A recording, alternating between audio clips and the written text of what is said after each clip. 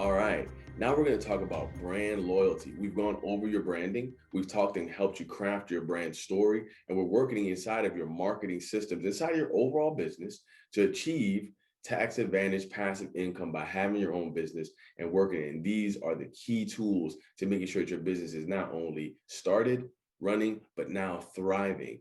And brand loyalty is pretty much the highest point you can reach when it comes to your brand, your business. For example, I know you have friends who have an Apple or a Samsung, and when they go to get their new phone, they go get the same kind of brand they've already been using, right? That's brand loyalty. Someone who's saying, never iPhone, never iPhone. I don't know how you use that Samsung. I'm getting a Mac, I'm getting an Apple. There are people who are Mac people, and they have people who are PC people, even when it comes to computers. They have an iPhone, they have a MacBook, they have an iPad. They do not have a regular PC, an iPad, and an iPhone. It's all, I'm brand loyal. I'm buying my products inside of this brand, and that's what I do. So you want to be able to reach a point where your business has brand loyalty. People swear by your kind of marketing, your kind of business, your kind of product. That's their favorite. When you get somebody to say, that's my favorite, out of all the things, I'm sure right now you have one restaurant that's your favorite. If I ask you, where do you want to go out of all the fast food places they have? You have brand loyalty to one, but you just call it your favorite. So Mel, can you please expound upon brand loyalty as an idea, as a concept, and how a person can make their way to the point of brand loyalty? Okay, so when it comes to brand loyalty, obviously, brand loyalty is the complete apex of a brand or company's lifespan whenever you're dealing with consumables. Most of the time, a brand's lifespan is anywhere between 50 to 100 years of a particular, well, yeah, anywhere between 50 to 100 years as it pertains to a particular product. Now, some folks, their brand loyalty carries them over beyond that particular heightened moment. Some companies are now that we're looking at now they're over 100 years old, as we know with Coca-Cola. You know they're well over 100 years, and there's quite a few others.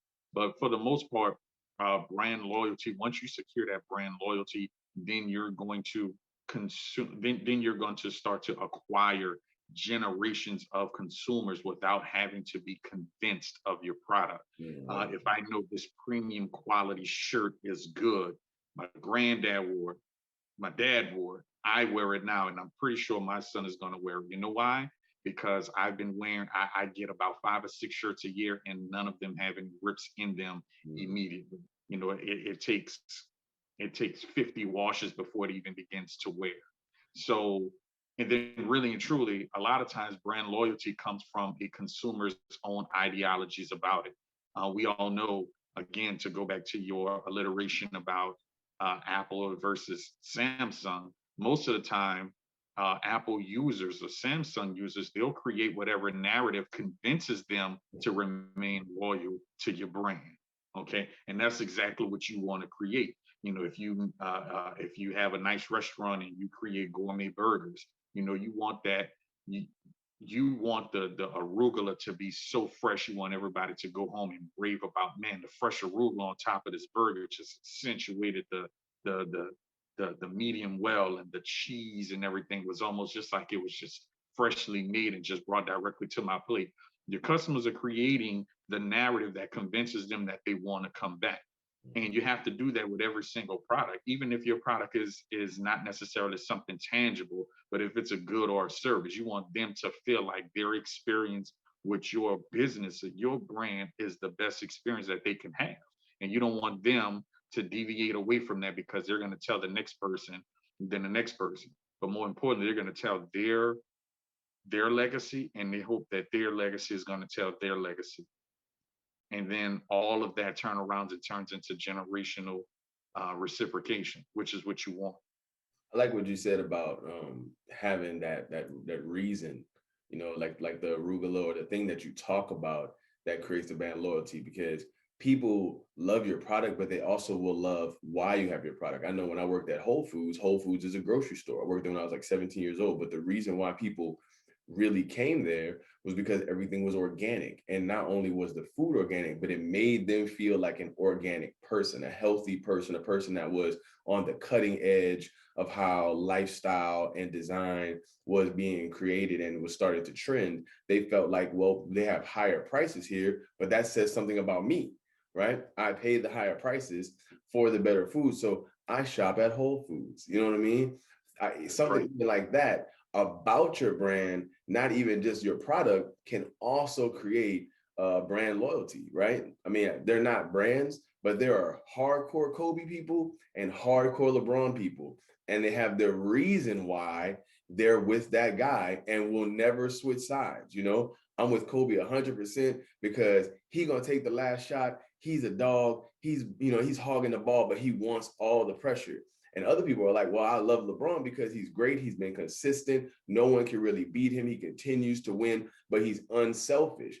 So based off what they like, they pick a side. And the thing about the person, not just the person, or the thing about the brand that they identify, not just their experience with it, is also a factor that deepens the loyalty. Do you agree? Yeah, absolutely.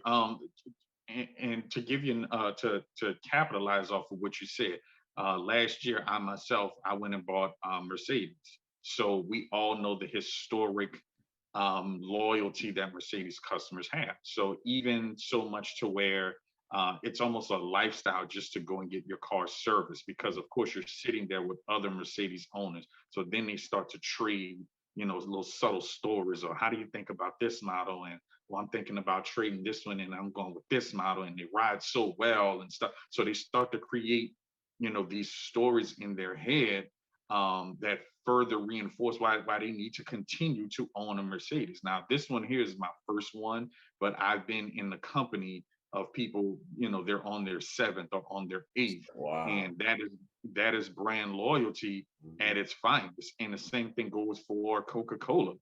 The same thing goes for Starbucks.